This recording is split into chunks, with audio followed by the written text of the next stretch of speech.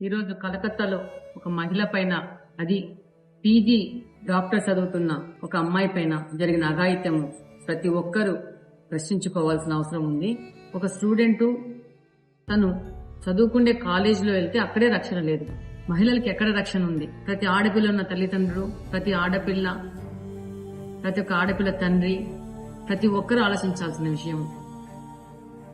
చట్టాలను ఇంకా కఠినతరం చేసి ఇలాంటి యొక్క అమానుష చర్యలకు పాల్పడుతున్న వాళ్ళని కఠినంగా శిక్షించాల్సిన అవసరం ఉంది. కాలేజీలో కానీ, స్కూళ్లలో కానీ, రోడ్ల మీద కానీ ప్రొటెక్షన్ పెంచాల్సిన అవసరం ఉంది. నిఘా వ్యవస్థను పెంచాల్సిన అవసరం ఉంది. ఈ రోజు అమ్మాయి మీద అఘాయిత్యం జరిగితే అక్కడ సీసీ కెమెరాలు కూడా పనిచేయని పరిస్థితిలో ఉన్నాయి.